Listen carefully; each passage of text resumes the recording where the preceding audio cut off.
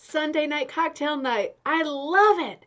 I mean, is this, are we onto something here? I kind of like the Sunday. I'm not saying we're changing it, but it is kind of nice. I've been looking forward to it all weekend. I'm all excited. Let me see who's here. Welcome to the new vignette behind me. I figured if I don't take a little time today and work on the Halloween vignette, when am I ever going to do it? So I have my mantle. Do you remember I picked up the mantle? I've got some other mantles in some other places, but this is our Halloween set just for this week because I'm so late. I just want to be sure that you see this too. Right, I'm super corn dogging it up today in a huge way. Oh God, I'm so excited. I'm feeling so festive. All right, let's see. Let me say hello to everybody. Mom, you found it. I was wondering if you check your messages and remember that it was tonight. Nicole, great to see you in North Carolina. Welcome. D. Kenget, great to see you in Iowa. See, different night, different crew. I love this. How exciting is this? Robyn, cheers, my dears. Let me give you a cheers, my dears.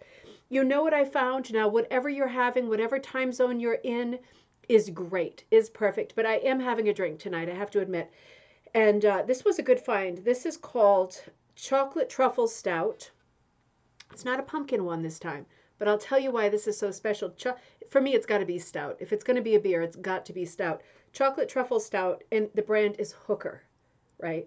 It's Thomas Hooker, like the famous patriot during the American Revolution. He is the reason. His handsomeness and all of the women that used to follow him around from camp to camp, he's the reason that we have the word hooker, like for hookers, for actual hookers. But anyway, that is what I have got in my hand. Cheers, my dears, to all of you. Whatever you've got, I'm sure it is perfect, and hopefully it's hitting the spot. Aileen, great to see you in Toronto. And Mom, you are there. It is drizzly and dark here. It is. We're getting into those short days, but it's going to be okay. We're going to help each other get through the winter. And this part's easy because we are on the landslide to the new year, right? We have one foot on the first holiday of the season, Halloween, and the other on a banana peel. And it's going to be like, whoosh, all of a sudden it's going to be New Year, and that's the hard time, but we're going to help each other through these dark days because it's already really short days here. I don't know about you, but it is rough. Kirsten, great to see you. Ryan, great to see you. Linda H, great to see you. Priscilla, hello in Ohio. I'm so glad you're there. Melanie, it's great to see you too. Oh, in Western Washington State. Lynn, hello, overcast Tucson. Chilly at 78. Well, we are a lot less than that, I'll tell you. But I know it's chilly for you, so I can appreciate that. Yes, please, thumbs up as we go. If you're new to the stream, make sure that you are making comments and making friends and whatever you like. Nothing naughty, obviously, but whatever you like as we go. It's going to be a great show tonight. I'm so excited. We have our gallery night, which we do once a month at least. And this is like the Halloween edition, so we've got a lot of. Oh, I forgot my squirrel. I'm not going to go get him. I'll show him to you another time. Got everybody else's stuff going here. It is such a grand slam of an evening looking at the different Halloween rugs that people have sent in, doing a little bit of history, a little bit of looking. So it is a gallery night with lots of great information and lots of deep rabbit holes to get you going. It's going to be a really, really good night for us tonight. Casey Shaw, hi Karen. Oh, good. In Wisconsin. Casey Shaw, I wonder if you are connecting also with Robyn, and I wonder if Kaz is going to log on because she's, or Carol are all in Wisconsin. Karen Garby, hello in Colorado. Cheers, my dears. If you say it, I have to wet my whistle one more time. It's too good. Try not to make those slurping noises that are super offensive. Sherry, great to see you. You're new with us. Oh, I'm glad you love it. Good vibes coming to you too. I'm so glad you're there. You know, I'm wondering if sometimes we should run on Sundays or if I should just run extra shows on Sunday so different people can be tuning in. That's really exciting. Donna, great to see you. Just popped up on my phone.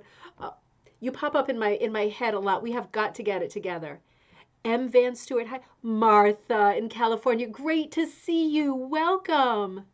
Lisa, great to see you in Pennsylvania. Beverly, cloudy evening at the beach, great to see you. And Sandra in Nova Scotia, Cat's Gallery, you are so welcome. Both of you, great to see you. Good, Wendy. Oh, you sent another beautiful piece, Wendy. Your pieces are just killing me. Everybody sent beautiful pieces tonight. It is a grand slam. I'm going to keep my eye on the thread so I can see. Mary, great to see you in Louisiana. Love all the Halloween. Me too. Me too. If there's one thing I'm trying to do with our shows this season, and I'll probably hammer it home every season, it's to kind of separate the idea of Halloween being a happy celebration for children and Halloween being some kind of evil association. I'm trying to completely put an end to that idea because that is not historically what it is and it's not what it's about. And I hope that everybody, who's interested in celebrating the holiday celebrates it and isn't sort of misinformed, not to sound patronizing, about its origins. We talked a lot about the history of Halloween last Friday night, cocktail night. Not this past one, a week before. We were focused on the history of witches. So we're all over the place today because gallery night brings us to so many different subjects. So we ought to, Kaz, there you are. Great to see you. I'm going to be seeing Kaz in November in Vermont. So that is going to be really exciting. I'm going to be visiting with Kirsten too. There's lots of visits coming up on the horizon and I really can't wait. I'm really excited. Oh, I'm going to keep an eye on the thread and see what you all are doing there. But I want to get going with the show and I want to get going with a couple of other things. Linda Ann and I were talking this week, and also my buddy Jane in Wales. A huge shout out, thank you to Jane for putting this show together. Without putting all the images together, going through my mail and doing that for me, I would have been in very bad shape tonight. So Jane, super shout out, lots of love, and a huge thank you. We've been talking, some of my buddies and some of the girls who helped me, about beginners kits and things like that, because I have not been strong on beginners kits. If you know me, you know that I'm always trying to do beginners kits, but then I throw in the kitchen sink and it's completely a pig's breakfast. So historically I have not been great for beginners, and I have a lot of beginners who come to the channel. So I have figured out I have got to be better at this. And yesterday I hooked a beginner's pattern, just for I started it an hour into the night, and then this morning I watched one Hallmark movie, that one about what was it called? A Very Married Christmas. You know, when they go out to that town called Gracious. It was one of my favorites. It's one of the funniest ones. It was basically a 2 to 3 hour project for me, but it's a little 6x8 kind of hit or miss lamb's tongue border with a heart in the middle, made of all sorts of different colors, a good mix up. Colors are not coming in really great. This is going to be called, and it is called, Late Autumn Valentine. So I'm putting this up on the site tonight. It's going to be very inexpensive. It can come just as the kit, or the kit with a hoop and a hook for beginners. So this is a truly easy pattern. It comes with all of the colors, all of that stuff. I'm going to do a whole series that I promise you are very easy, and also our size is like 6x8 that you can make and put into a standard frame, like from the store. Right? If you're gonna hook something like this 6x8, you just hook it a hair smaller so it fits into a standard frame, and then you just find a frame that you like, and it's not a question of what am I going to do with such a little rug. I don't need another coaster or a mug rug. You can just frame it, right? So that's super easy. I'm putting out a bunch of these in the next couple of weeks. So beginners, get ready. It's time. It's time. Sue's great to see you, and Lorraine, great to see you. Whitney, welcome back, great to see you. And Teresa, hello to everybody. I'm so happy that you're all there. I'm going to get started. It's a very full show. Let's do one more cheers, my dears. I'm already out of breath, panting. You see that nice pillow there of the pumpkin? That's one of the things I got a couple of weekends ago. Nice hooked pillow from one of those great country stores. You're going to listen while you're in the shower. That's perfect. That's perfect. That is a good use of time. I will tell you, Sherry, that is smart. Courtney, I'm working on your order. I know you think I forgot about you, and I didn't. I totally took advantage of you saying no rush to get all the Halloween orders out. Tons of love. Thank you. Your order is on my table. I promise. All right. All right. I'm going to keep an eye out. Let's look at what was sent to us for what is going to be one of the great blockbuster shows of all time. Starting the elephant after the show. Starting the elephant after the show. Oh, okay. Excellent. Excellent. I love the heart. Wonder if you could put it out as a teacher's kit. Kaz, I could put this out easily as a teacher's kit. Really easily as a teacher's kit. And you know what I would do to make it even cheaper as a teacher's kit? Two things. One of them, I'm going to say it out loud, so shout it out, shout it out. You can shout at me if you want. I would seriously think about making very inexpensive kits like this on burlap. I'm going to say it because We know that burlap works. Something like this is not going to go down on the floor. It's just a beginner kit. That is a good way to keep the expenses down.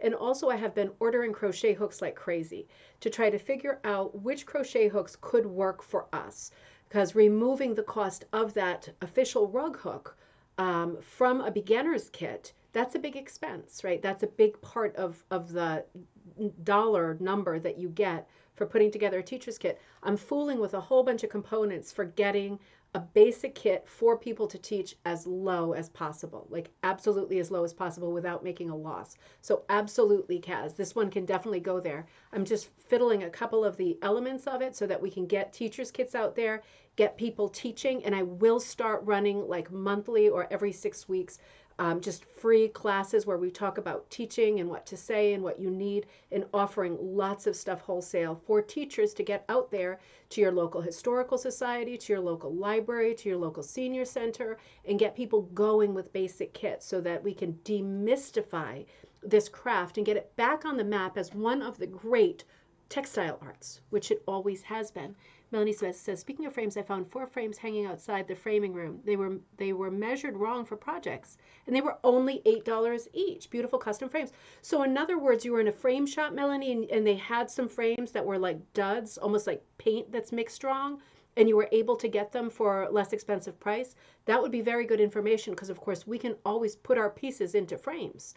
That's a very good idea. Linda Ann, you are there. Those little beginner kits are great for people just starting and for the holidays too. So I already have one that I'm working on. So this one is the late autumn Valentine. This is kind of like a year round, but kind of autumny colors with pastels. I've got on my little frame at home, I've got like a little tree with a similar design. And there's going to be about 10 coming out. Boom, boom, boom, boom, boom. Linda Ann's idea. Thank you. Here we go. We're going to switch over to our slideshow for today. Sorry, I was out. You are at Michael's. Well, you know, that makes a lot of sense. That makes a lot of sense. So Michael's is one of the big box craft stores, as is Joann's, and they both do framing, the larger locations. That's a great idea to be looking for frames there that would work for us. If they're wooden frames, you can also think about stretching your backing onto them and stapling it on with a staple gun or gluing it on, whether you hook or punch. That's a great way to start with an inexpensive frame. So those are great ideas. Great tip. That's a great idea. I love that. Any way to save money and cut corners makes a lot of sense. This is a thrift craft, so we need to be ever thrifty, right? Hey, let's start with Linda Schultes Hoffman. You sent some of the most beautiful work I have ever seen. So your message said, good morning. I hope you're feeling better. I'm actually not feeling better. It's a lingering sickness. I hope I'm going to make it, but thank you. I feel excited at least.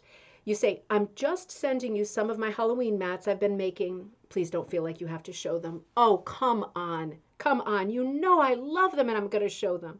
I just love seeing everybody's work. It does make me realize how inadequate mine are. Uh-oh, Linda, you're going to get in all kinds of trouble here. Yours are not inadequate at all. You love making them and hope to get better at it. Well, I love them. There's the skull pieces that you have. I was coveting them in a huge way.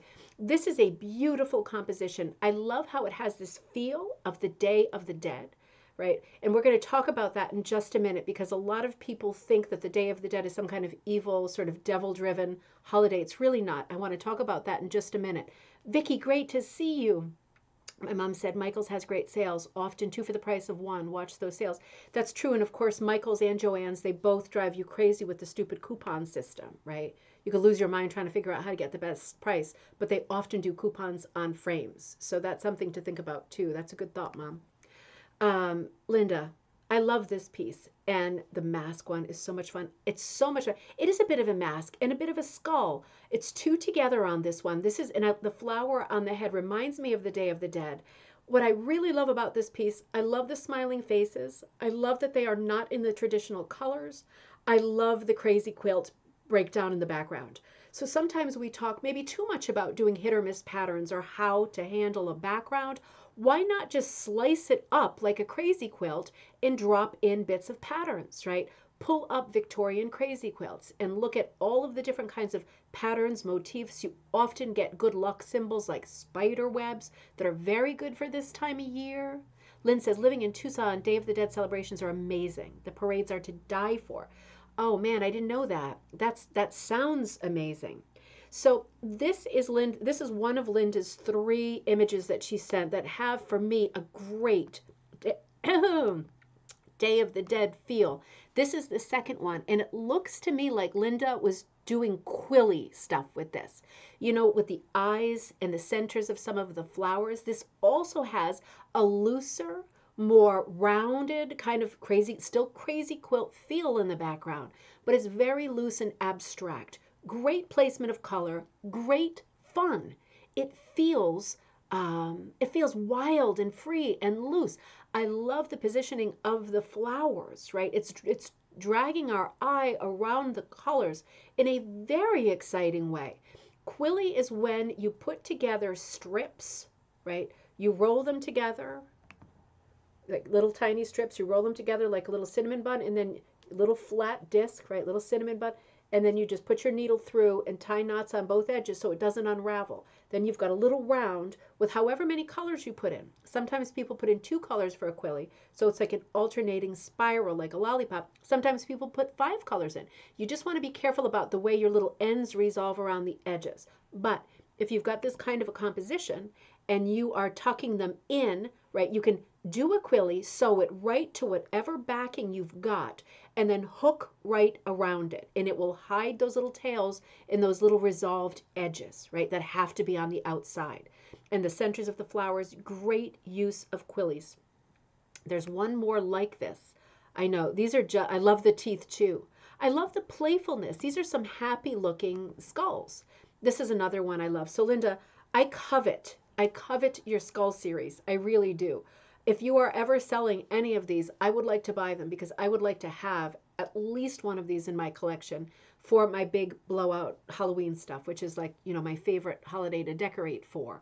You're going to be questioning that statement when we get to Thanksgiving and Christmas because I blow out for all of them. But I really love these pieces. I truly love the colors, the motion. I love what you're doing here again with the flowers. They have more of a sort of avocado shape and color this time. Great color choices, great fun. So Whitney, I think that the starter kits are going to be 40, which is the lowest kit I've ever done. But it does include all of the hand-dyed wools, and then they're all cut to number 5 so that you can get some detail if you want. You're going to have a lot of extra wool, always. Oh, Ellen, good to see you. Good to see you.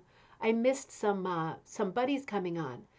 So yeah, I'm going to do 40, and it'll be like a choice if you want to also get a hoop and hook, but I know a lot of people already have that or have a crochet hook that they like using. And maybe all you need is the pattern with a ton of wool to get it done. So I'm trying to keep it as low as possible. I think that's about as low as I can go, considering I have to buy the wool and dye the wool from Door because I only use Door. Let me come back to you for a minute because we were just looking at this series of rugs by Linda that have this Day of the Dead feel, and I went down a little bit of a rabbit hole. I know we've talked about the Day of the Dead before, but not lately. And I found a great website that you're probably already aware of. It's a National Geographic site, but it's National Geographic Kids.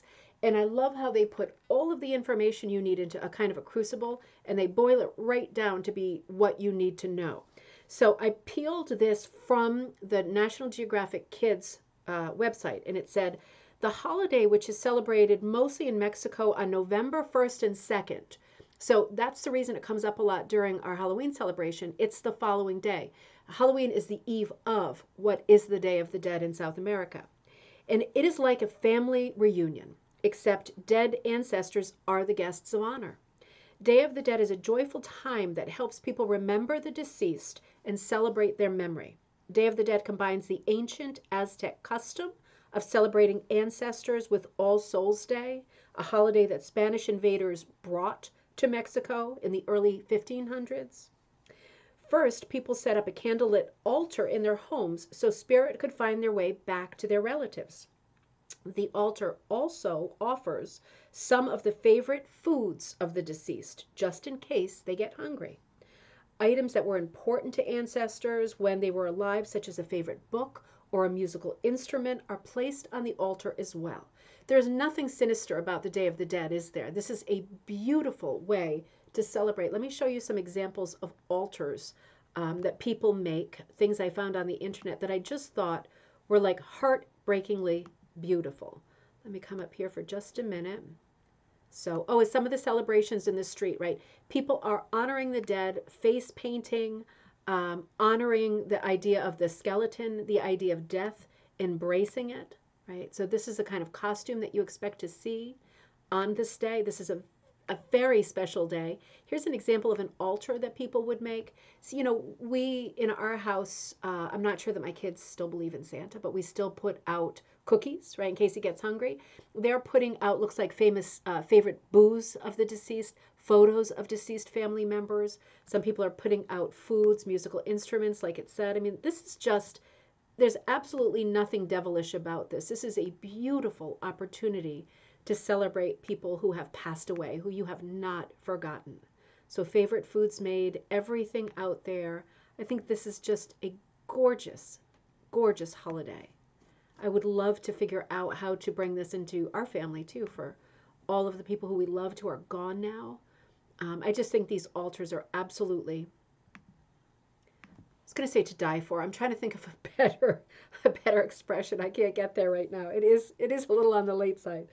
Then it's off to the graveyard for a big party. Families bring a huge feast to eat while they clean tombstones, sing songs, and talk to their ancestors. Parents might even introduce a baby to a grandparent who died before the baby was born. Uh-oh, don't get choked up. I'm going to have a sip. These are the things that I choke myself up with, even though I read that before. That is a bit sad. And don't forget the skeletons. During Day of the Dead, life-size papier-mâché skeletons and miniature plastic or clay skeletons are everywhere. Why? Mexicans honor their ancestors on Day of the Dead, but they're also reminding themselves that death is just another part of life. Hanging out with skeletons reminds people that one day they will be skeletons, but hopefully not for a very long time. The skeletons are posing and doing all sorts of wacky things like playing the guitar or taking a bath or making tortillas. Apparently, people aren't the only ones who get to have fun at the Day of the Dead. So I thought that was a really useful and sweet article to put that into perspective, because we do see on Halloween a lot of skull imagery. And it's not sinister, right? It was, remember from our episode on witches, last Friday, last cocktail night, we were talking about how at a certain point in history that All Hallows Eve became sort of Christianized. And at that point, it made a lot of sense for the church in terms of branding. And I love the church and I love religion, but it happened, right? They started to separate different things and associate some of the things that were associated with skeletons, skulls, death, with All Hallows Eve because of that thin veil between the worlds on that particular night, right? That cross-quarter night that we talked about. Those images became associated with the devil, right? And that's not the origins of the holiday at all. So it's important to keep that separated in your mind, because there is a huge distinction, and it affects the way that we think about the holiday, the way that we celebrate the holiday.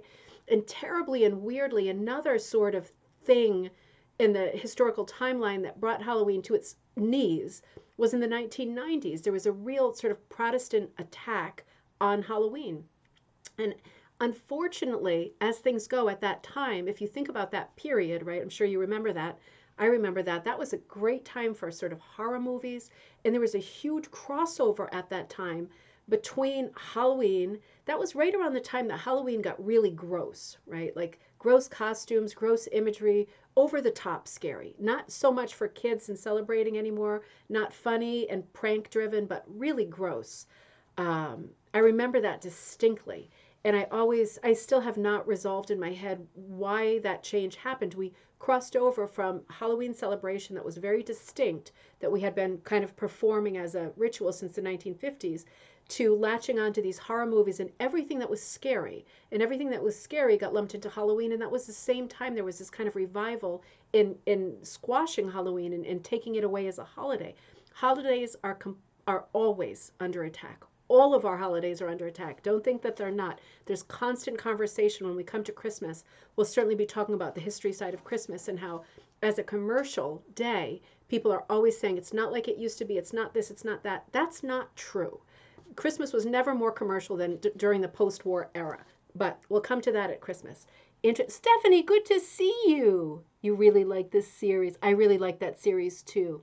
It was wonderful. And it wasn't the only thing that Linda sent. Let's see the other pieces that Linda sent. Linda, I love those pieces. I absolutely love them. Let me come back to, I love all three. And you know I want them, but they're yours, so I will let that alone. Now, you also sent pumpkin, and pumpkin is being used as a chair pad. Another beautiful piece, a great design, happy round pumpkin face on his little vine, glowing light inside, traditional jack-o'-lantern gourd, and little bits of candy corn on the side. I think that's a great inspiration. I think that is sweet, no pun intended, and smart. It's a good use of space, great colors. Absolutely love that piece. I love this piece too. This is a great pumpkin face, stretched out a little bit, another matte sized piece. Wonderful colors. I love the color change in both the sky and the ground. I just love the abstract quality of this. It reminds me of a woodcut. It is so charming. The stars, the way they dance around, similar colors to the pumpkin's mouth. Look at his eyes, the way they glow, right? That little pupil part is not attached. It's almost like he really is alive. It's such a cool animated piece in the most unexpected colors. I love how your border is not exactly even all the way around. It reminds me of an antique rug. I love this one too. This is another one that I want badly. Sorry, I'm going to stop. I'm going to stop with that. I love Halloween rugs. Melanie says, we have Decoration Day in the South. Families get together at the edge of the graveyard with a feast. Then we go around and clean the graveyard and the stones. We put flowers up on all the graves. Melanie, usually 2 times a year in May and late September. That is absolutely beautiful. That is just what they do in South America too, right? Is they're going to the graveyard and they're cleaning up the stones and all that. I think that is so beautiful. I was just having a conversation about this with my mom. We were together over the weekend. Tomorrow on Coffee Time, I'm going to walk you through. We went to the Currier Museum. I thought it was the Currier and Ives Museum. What is wrong with me? The Currier Museum in New Hampshire. We took a bus trip with some of our buddies. It was a great day out. We saw 2 Franklin Lloyd Wright houses, but the Currier Museum, if you haven't heard of it, oh my word, there's one of every artist. There's like a Georgia O'Keeffe, there's a Monet, there's a Hopper. I mean, there's like it's a one-off of every artist. It was remarkable, and they had a display of the Gee's Bend quilts. So I took photos of that, and that's going to be our content for tomorrow at Coffee Time. But what a wonderful day out! We were talking when we were riding on the bus because locally to my mom in the more northern part of Connecticut, there was recently at one of her I don't know if it was senior centers or what, library maybe, they were offering a class in cleaning headstones. And I had never heard of that before. I wish that I could have made it. I would have been curious to see what the content was and what the recommendations were, because of course there is some danger to cleaning a stone. But at the same time, we do want to maintain them to the point where generations from now, people are still looking at those early stones, 17th century American stones. Everyone thinks Americans have no history. We have tons of history. There are tons of 17th century stones kicking around. And we'd like for them to stay there. So, interesting conversation about cleaning the tombstones. This is something I want to learn more about for sure. So another beauty, and I think I have one more, Linda. I think I have one more gem. Hold on, let me just come back here. There we go. Similar shaped pumpkin, another beauty. Let me just do this so we can drink it in. Right? Very different. Oh, God, I just love these. I love these. And I love what you do with movement in the background. For example, on this one, I love the kind of sort of rays. I wondered if it was like a fence coming down below. I just love, I can see some suggestions of tree limbs. I just love the movement and the lines. Unexpected. Same thing here. They look like sun rays. In the sky, like the sun going down. Just amazing movement, similar compositions, beautifully done, maintaining this absolutely magical, I honestly don't know how you do it, woodcut look. The way that you are outlining in this graphic manner is very, very, very distinct. If I tried to do it, I would have to copy you exactly because I don't have this hardwired, and you do. So this is a great gift that I hope that you are enjoying and using as often as possible. These are all really beautiful pieces, Linda. You should feel on a par with absolutely anyone. They are gorgeous, gorgeous pieces. Oh, wait a minute. Oh, Colleen. First, let me do this. This is so, so, so good. Colleen Tiefenthal of Beech Nut Studio. right? Colleen, your work is so amazing. And of course, she sells it, Beech Nut Studio. Have a look. Beautiful seasonal pieces, beautiful year round pieces. This is Halloween Party.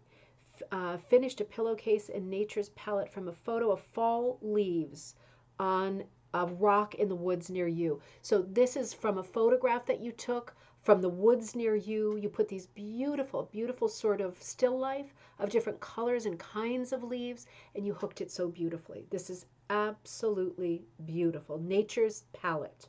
Um, Absolutely beautiful. It has some realism, it has some stylizing. It's exactly the balance that I personally love. I love how you created a kind of a border around it, and all of the colors are complementing each other beautifully. Joy, good to see you. It is absolutely beautiful. I love the yellow leaf on the bottom in the center with its kind of pink edges. You know, how the leaf like this for us would come off like a birch, right? Because we don't have aspen in this part of the country. These yellow leaves, but they do tend to change color around the edges. It's so exciting.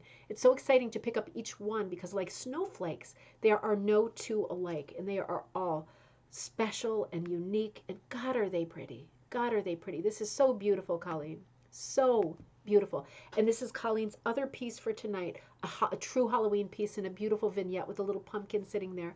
I just love this piece. This is so smart. It has kind of a party feel to it with kind of a zigzag border that looks like colorful pennants on the top and bottom. And then beautiful, funny face, very vintage looking pumpkin. I love this pumpkin with the Halloween cat popping out, the black cat. We're going to be talking about black cats in just a second. And then underneath, it looks like a footed bowl at first glance, but it's a bat, right? It's like a totem of Halloween icons. I love this. And in the cloud, it looks at first glance like a cloud, but there's ghosts in that cloud. I mean, isn't this so charming and whimsical? I love this pattern, Colleen. I love this pattern. My mom says, beautiful, Colleen. We all see the simple beauty of nature when we ramble around enjoying the autumn colors, the leaves. I love the leaves, and I love this one. I love the way the background is hooked too.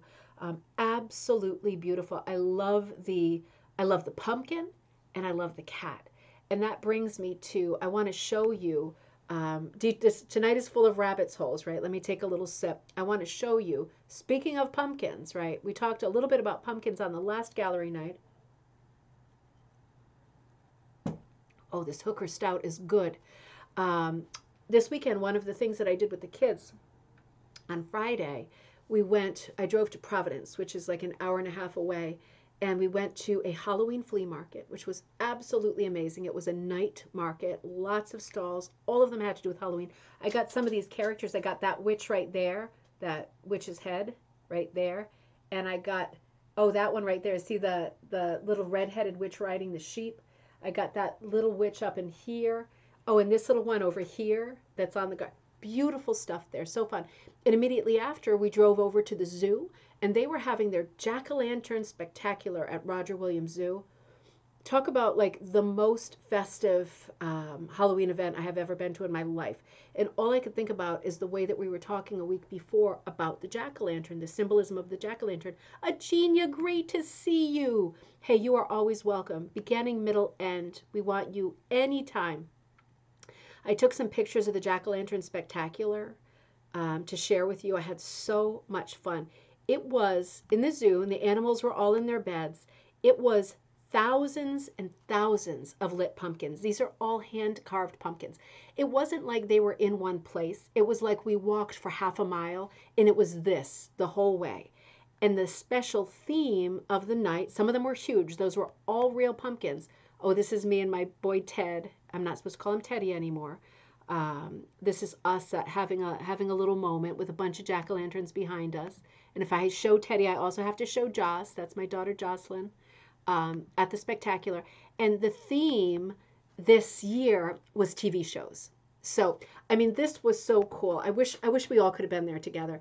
You went at a certain point, you saw thousands of pumpkins already and tons of lights in the woods. And then at a certain point, it started with the 1950s, and it went decade by decade. And there were, I don't even know how many pumpkins carved after TV shows. So in the 50s, it showed us like the I Love Lucy pumpkin, the Honeymooners pumpkin, like Jackie Gleason, all of the ones you would expect. And they were blasting music all the sitcom music from those decades. It was a bit nostalgic. I was getting a bit teared up, especially when we got to the 80s. And it was like, sometimes you want to go. And it was blasting. And I thought, Sam and Diane, this is like one of my favorite shows, if not my favorite show of all time. And this whole thing with Sam and Diane has like underscored my life. I just love this show so much. They showed so many pumpkins. If you're friends with me on Facebook, you'd see lots more. There was a whole series of just Seinfeld pumpkins from the different shows. It was like a whole like walk just to Seinfeld. This was the kids' favorite pumpkin. Just so funny. The Garfield, right? So fun. But anyway, it was super, super, super cute. Um, what is this? Wait a minute. I didn't name this one. Oh my gosh, at the end, they created like this little altar. This is the altar, the picture of it.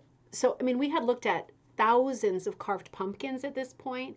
It was so it was so moving. It was so overwhelming in the music and everything, the air, the atmosphere, the people. And at the end, speaking of Day of the Dead, they had this little altar set up with a guest book. And you could stop and it was all lit up with some more pumpkins, this little stained glass thing here. And you could stop and write something. And both the kids stopped and wrote a little something in the book. They wrote their name and they wrote a little comment about what a lot of fun it was. But man, it was fantastic. So when I was just looking at Colleen's work of the pumpkin, right? Let's look at it again. The pumpkin coming out. We get Teddy, put Teddy away, my little man. He's still sick. He was terribly sick on this night. He's better now. It's not, you know what? It's just a terrible cold. So let me come back here. So that spoke to me, the image of the jack-o'-lantern, because we touched on that last time, but also the black cat. That isn't something that we've talked about a lot.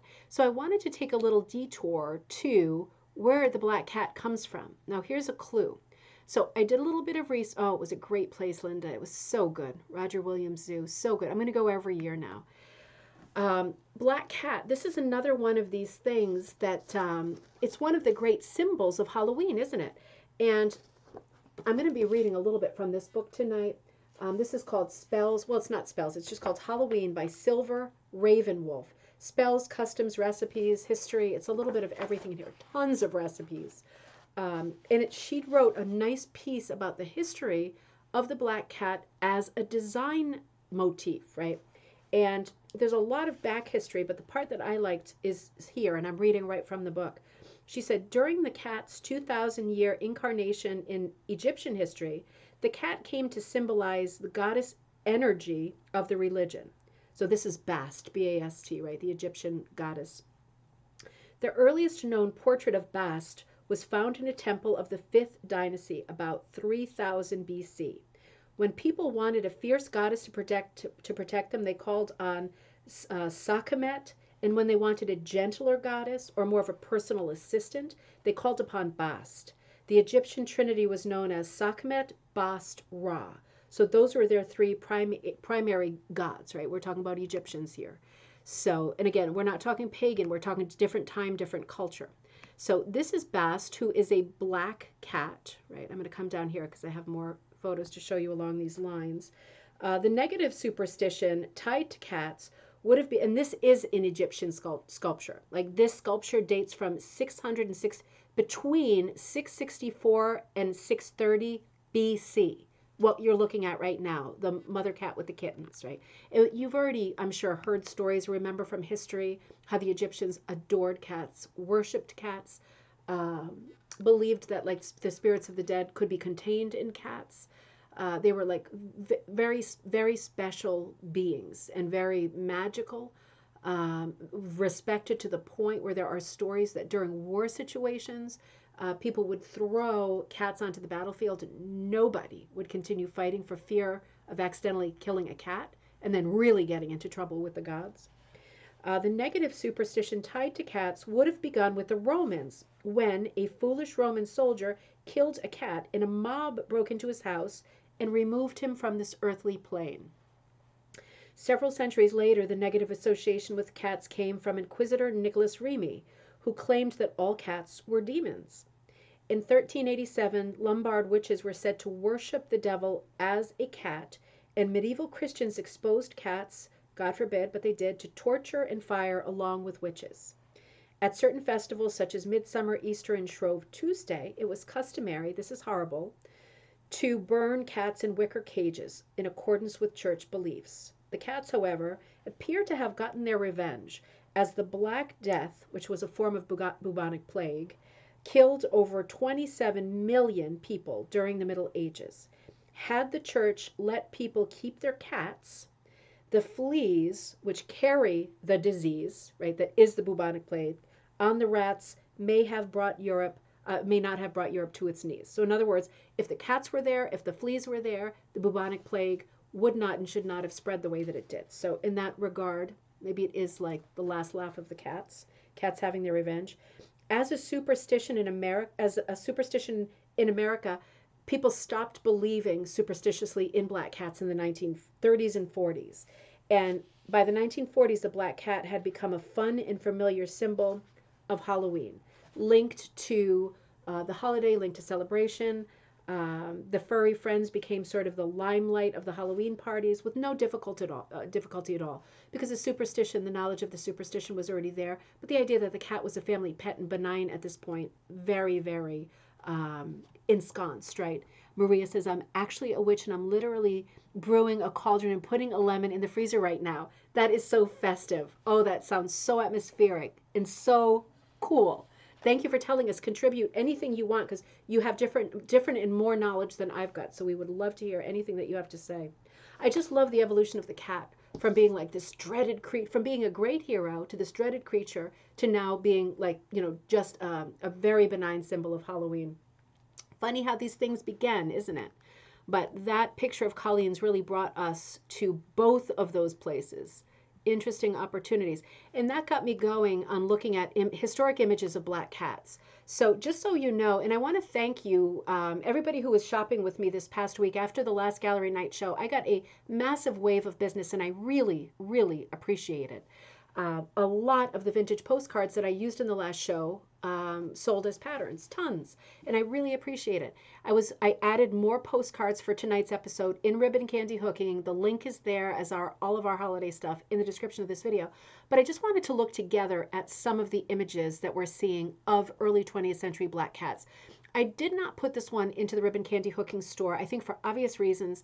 It's a little bit upsetting, just the idea, like the cats look super scared. Both of the ones that are being handled by these pumpkin children, to have like a pumpkin put over their head. Of course, at the time, this would have been funny and cute, but for me, it was a little bit unsettling, but still a great image from the period. Just not sure that I love the subject, and certainly not enough to put it into the shop. But a great image to look at. This one I did put into the shop. My sister, I'm sure I showed you in the past, I'll have to bring them into the studio, has painted me a big series of all of the cats I've ever had in my family with these Elizabethan collars. I love it. I love the way the collar flares out to meet the shape of the witch's dress silhouette in the background. I just think this is a beautiful image. This one is there.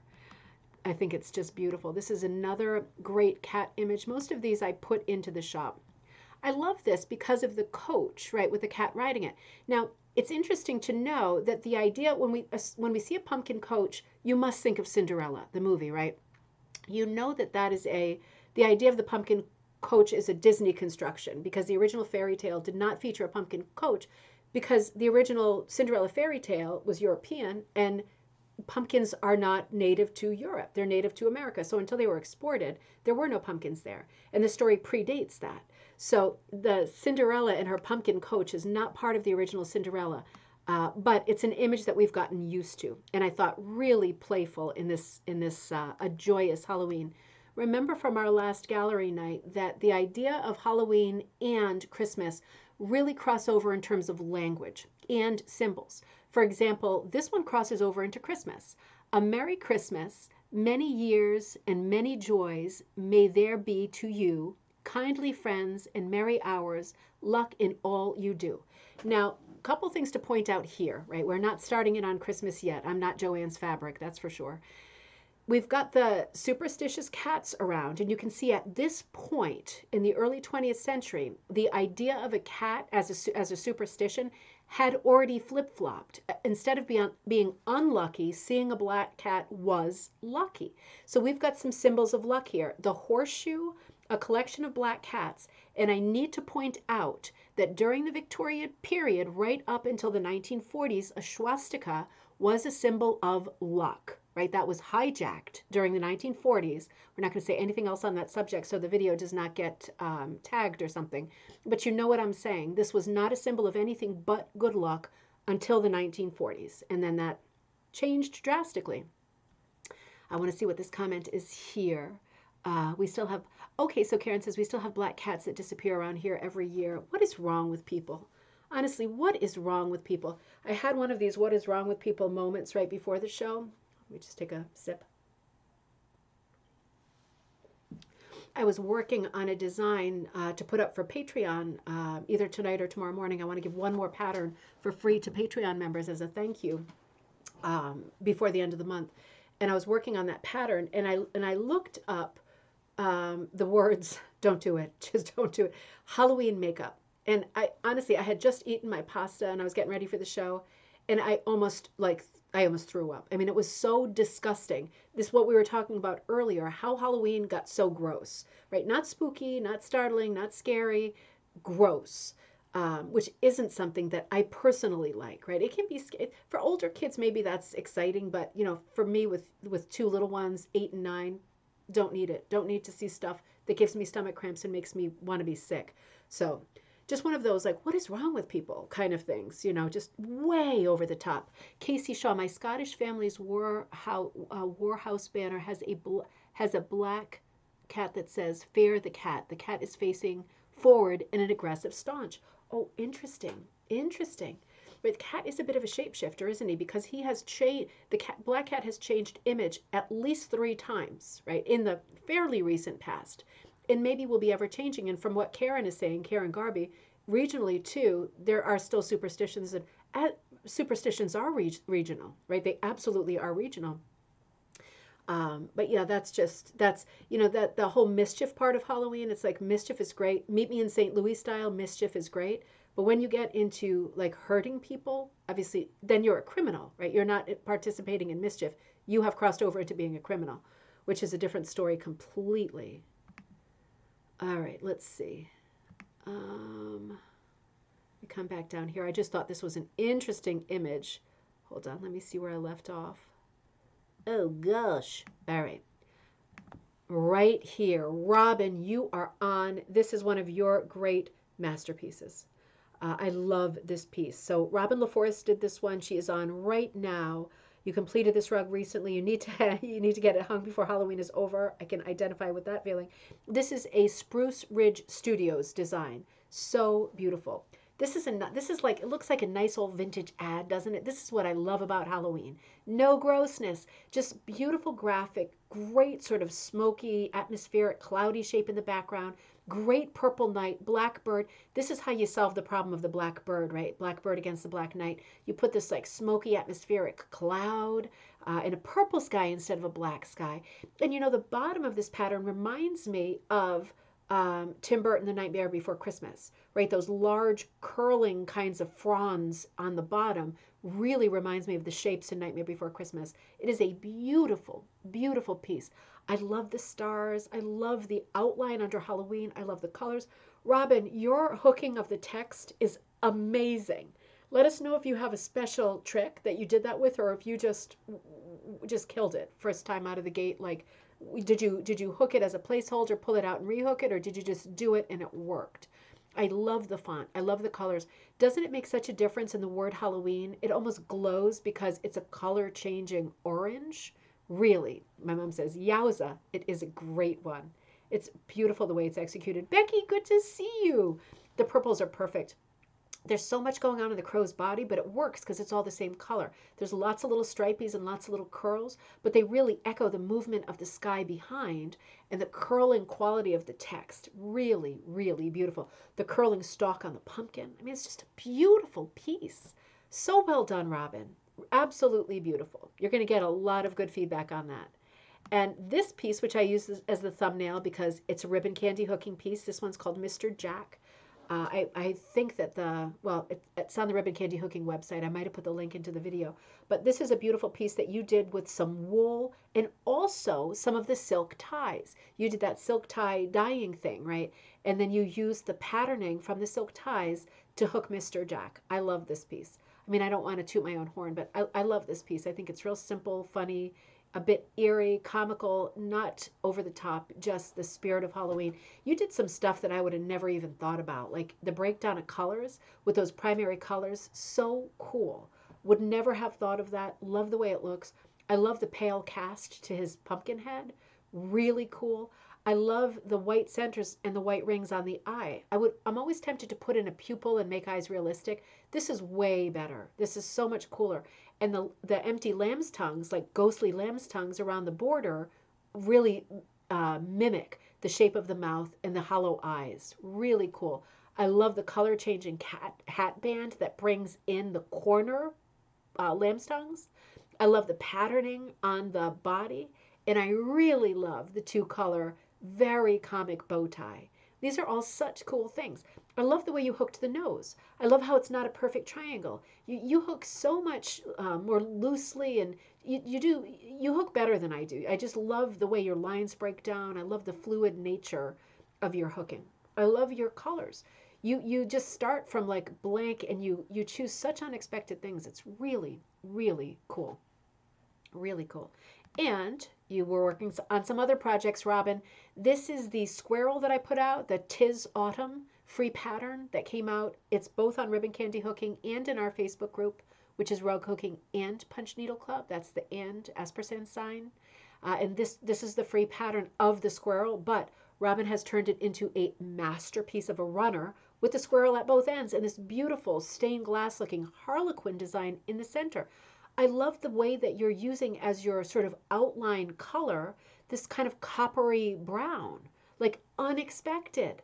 I love it when the outline is not black. And in this case, this is a great autumn outline color.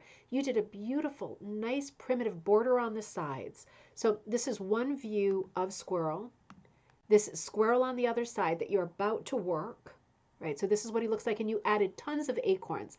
That was super smart. I just had one acorn in the pattern. Tons more, even better.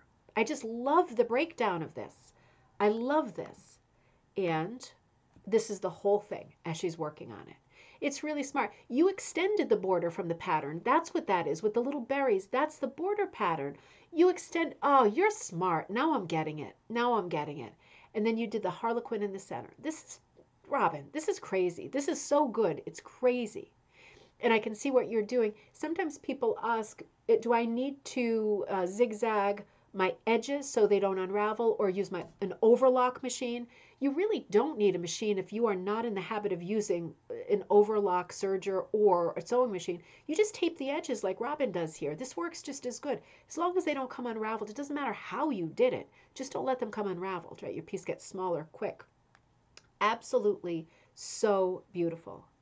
One of our Wisconsin buddies moving to another Wisconsin buddy. Kaz, you sent some beautiful pieces too. Oh my word. Scarecrow and pumpkins. You wrote, I hooked this one when I took my first rug hooking lesson from Patsy Weich or Weich, W-E-I-C-H of Ephraim, Wisconsin years ago. And this is Patty's design. I just love this. I love this. There's like a scarecrow here with lots of Proddy detail. These long strips hanging down. That is so smart. I have never seen that done with a scarecrow. And this is so smart, right? It looks like straw, doesn't it? It really looks like all trompe l'oeil.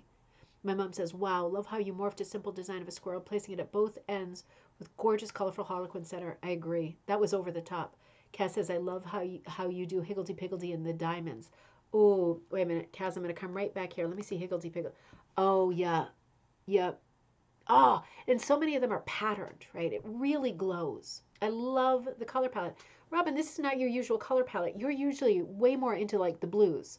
This is so warm for you, isn't it? It's a real departure. Kaz, I love the faces. I love the Proddy effect. You have always been big into the Proddy, right? You're just good at Proddy. You're real natural at using it. I love the bale. I love of hay, the bay. I love the two pumpkins. I love the posture of the scarecrow. I mean, it's just so cool, isn't it? So cool. You know, I think I did a bit of a departure with scarecrows too. We'll do that in just a minute. I love this piece, Kaz. It's so in the bat in the sky. It's just absolutely precious. Let's look at the rest of them, and then I want to do a little something on the idea of the scarecrow. This is another one of Kaz's called Autumn Splendor by Old Tattered Flag. I used my hand-dyed wool for the background. I used Diane Collins Tobias's, so her company's called the Velvet Hook. Her velvet for the pumpkin. It was Diane's idea to use velvet for the edge. So I can see that. I can see it kind of rippling around the edge. Diane does beautiful colors. I especially like Diane's autumn colors, and there's a lot of them out right now. Her cassolettes that are like casserole larger pieces, and some of her mixed colors. She does the straight colors, but then she does a lot of mixed colors. Very strong on autumn colors. Really, really beautiful. I also, Kaz, think that the velvet edge makes it really special, and then a beautiful Proddy sunflower. Just another really spectacular piece.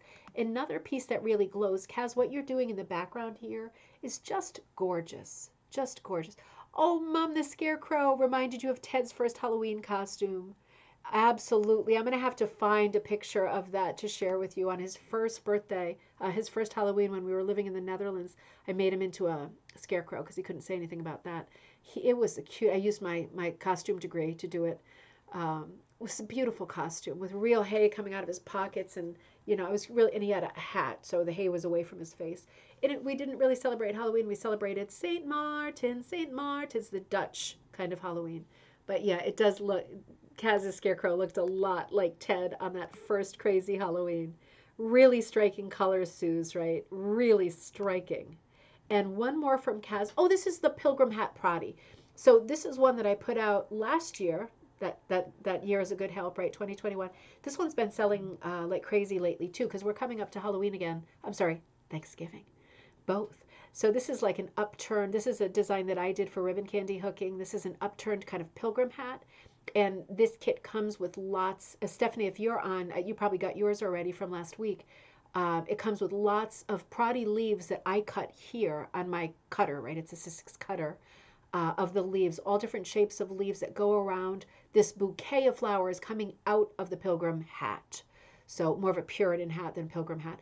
But really, I thought using the hat as a vase was a good inspiration. And Kaz, this piece is fantastic. I like this much better than I like my own Pilgrim Proddy hat. And I love the scrolling of the year too. I made the numbers really distinct, so it looked kind of old worldy, you know what I mean? Absolutely beautiful. You absolutely killed it with all of these. And you know, the first one, the Scarecrow, just give me 1 minute. I do get thirsty. My mouth runs like crazy, doesn't it? The Scarecrow brought me into this conversation and these thoughts I had. I have a couple of scarecrows in our yard that I made years ago. I love the idea of the scarecrow as a folk image, right? Because when you think about it, scarecrows are a form of folk art. There's no doubt about it. So I wanted to do a little bit of something on oh, Kaz, I will. I'll dig up a picture. He was so little then. He was so little, my Ted. He had his blonde curls then. Now he's got dark hair. He's got his first real haircut. Brought me to the world of, memories and detours. Brought me to the world of the Scarecrow. And the world of the Scarecrow is a great world. I was looking for this book that I absolutely love. It's a folk art book, and I feel like it's called, I couldn't find it on the bookshelf, and I had to give up at a certain point. I feel like it's called Ephemeral Folk Figures, something like that. The name does not have scarecrows in it, which makes it very hard to find online. But it's a 1970s book by a photographer, and he has taken black and white photos of scarecrows all over the country. And it is a beautiful book. If I find it, and I'm sure I will, hopefully sooner rather than later, I'll share it with you. But thinking about the Scarecrow brought me to another piece of research. Again, I'm going for this book, which I get a lot of pleasure out of every Halloween. And the recipes in the back included, like, honestly, the whole back is recipes. And ways to decorate. I mean, it's just an all-around amazing book. things like this, making the, remember the little corn husk dolls, things like that. It's just an amazing book. I really, making a wishing candle, amazing. Anyway, great section on scarecrows. So I want to paraphrase this, but I learned a lot from reading about the history and the symbolism of the scarecrow in our Halloween lore, our contemporary Halloween lore, was not what I thought it was. It never is it?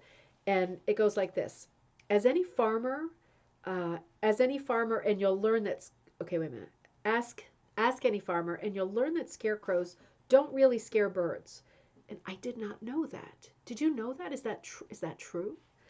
In fact, they might make a mighty handy perch. The scarecrow is quite a magical fellow, who for centuries has been guarding the fields of humankind, not from our feathered friends, but from a menace far more powerful and all-encompassing: crop failure. So this is a character of superstition, right? This is what the origin of it is. As ghoulish as it may sound, the original scarecrow appears to have been a real person who was sacrificed on the ancient fields to feed the land and encourage bountiful crops. Though historical records indicate this practice most likely occurred in the spring at the time of planting, so not at all in the fall. So that makes a lot of sense, doesn't it? I mean, the sacrificing part. I mean, it's the way it was, wasn't it? Sacrificing somebody to the crops, right, in the hope that the crops would be good that year. That makes a lot of sense. In Finland, the scarecrow is known as Pelan Pekko, meaning little Peter of the field. His job is to protect and fertilize the crops. The burning of effigies is also an old practice used for a variety of purposes, including religious and political, and practiced all over the world for centuries. That's absolutely true. You know, my special area of study when I was a tour guide was revolution, colonization era in the United States, settlement era into the revolution. And there are so many examples of, for example, British tax collectors right before the revolution. People would make effigies of the tax collector, hang them from trees, and burn them. And you get a lot of situations where the tax collector quits his job. I mean, that would be the smart thing to do at that point. If there is an effigy of you on the village green burning, it's not good, is it? That does not bode well for you. You're probably going to quit your job and stop collecting tax, you know. But the idea of an effigy is something that runs through many, many cultures, certainly not an American idea. The scarecrow symbology may have crept into current Halloween practices through one of three avenues. The rhymers, or in other words, mummers, right? Have you heard of mummers in Europe? Or the practice of burning the wicker man, which is a Druid practice, or the effigy burning celebrated on Guy Fawkes Day, right? So Guy Fawkes Day in Britain, that's a great holiday that I missed when I lived in Britain. We always went to the big bonfire on Guy Fawkes Day, celebrating. Guy Fawkes tried to blow up the Houses of Parliament and was foiled. And as a result, there are huge bonfires where people throw their furniture, effigies, scarecrows, right? Same thing, onto the fire. Crazy, out of control events, right? Out of control events on like many village greens and small little villages in England. One of those three things apparently is the genesis of the scarecrow appearing in contemporary Halloween lore. It could be any of the three, right? Any of those three cultures cross into American culture. And any of those three could work. So it's a pick yours, right? We can't possibly know for sure. And it could have been a combination of all three. Hello, Colleen. We just looked at your pieces. We looked at cat inside pumpkin with the bat underneath, and we looked at the beautiful leaves laid out from your photograph. Absolutely beautiful. So interesting, isn't it? It's all interesting. Let me come back down and let me see what we got going next. Oh, so I did some pictures of scarecrows for you, right? I wanted to pull some off the internet. Just to remind you, scarecrow. Oh, Linda Ann, you have to go. Well, you know we'll catch up soon. Sending lots of love. And these are all great. I know you'll watch later. Oh, Janine, I didn't see you come on. Great to see you. Great to see you. I wanted to include some photographs of scarecrows to remind you we are folk artists as rug makers. This is folk art, right? I mean, anybody can put up a scarecrow. It does not have to be perfection. It can be anything. These are just scarecrows, very simple faces, wearing human clothing, gloves, right? Just the idea, something that has traveled through generations because of superstition, because of tradition, different for each family. This scarecrow has like a burlap sack. Looks like his shoulders are made of maybe flower pots, that kind of thing. He's a very substantial guy, but absolutely wonderful piece of sculpture, isn't it? Oh, and then I pulled some images of scarecrows from postcards, again, Victorian and early 20th century, because for us in America, there is a weird crossover that happens between, it's not an easy transition. We don't go straight, we don't suddenly pick the scarecrow as a motif and start using him in Halloween, right? The genesis, as you've known, it could be one of three things, right? According to this author, and maybe other people have different feelings, different thoughts, different theories. But it's not the low hanging fruit, right? It's a weird transition for us, at least in the United States, introducing the scarecrow as a fall figure. Because as we know, his original purpose was to, a superstitious kind of a purpose, to promote crop success and um, fight against crop failure. And because of that, it would have been the spring. So we're not even talking about the right time of year. It's hard when people decide they want to start using the scarecrow as like a harvest character and introduce him into the Halloween set. It's a hard transition. So what we see first are, it's not a natural transition. We see the sort of evolution of the scarecrow in media, in popular culture. And he starts as a character that is a scarecrow body, but with a pumpkin head. So, like a late Victorian postcard like this one, and this one is also in ribbon candy hooking, they are really hammering a square peg into a circle hole. They want to give you the scarecrow, but they're not sure that you're going to get it. So they're making sure that they put the pumpkin head on it so that you realize it's a scarecrow, but that this is celebrating Halloween. All Halloween greetings. So interesting that this will be the sort of first commercial use of a scarecrow that we see mainstream is going to be with the pumpkin head. While it crosses over, and then it becomes more of a familiar harvest symbol, and we start to see the scarecrow with any manner of head more human, more like its origins, right? Like as an actual human being that's been sacrificed. So this is an interesting moment in history where we make this transition. In this image, they are trying to liken the idea of the scarecrow with the pumpkin head to like these body-shaped bales in the background, right?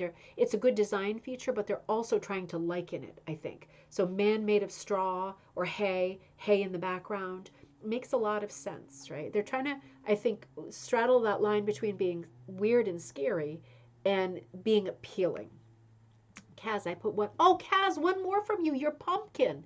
Oh, I love this one. This is one of the series that Ribbon Candy Hooking did that I did a bunch of different pumpkin faces. This was Kiss of the Spider Woman, and you created like an altar underneath, which is one of the ways that I showed, right?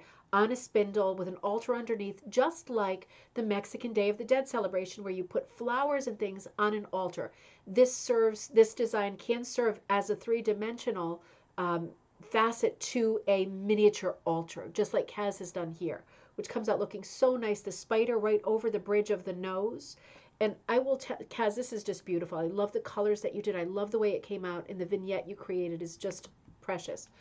I'm going to do a spoiler alert for those of you who are Patreon supporters, and I want to thank you always for your Patreon support. That gets me through my time for doing these episodes, things that I buy to share in these episodes, everything that I do that has to do with these episodes that takes me away from life, work, kids, and income. I appreciate your support on Patreon. So the pattern that I was working on right before the show, I did no new, the pumpkin faces were called sugar skull pumpkins. I didn't do skulls, I did all pumpkins with that Day of the Dead look. I did tons of them last year, and I didn't do any this year. So I did one this year, just one for 2022. And that was what I just drew, and that's what you'll receive either when I get home, if I can get it on the scanner quick enough, or first thing in the morning. Patreon members will receive that as the second free pattern this month, right before Halloween, because it's an easy one to print out and hook either into a pillow, into a frame, right? I've got some of mine framed, three-dimensional, right? And you can stick it in something, a mug, a little altar like Kaz did, whatever you like.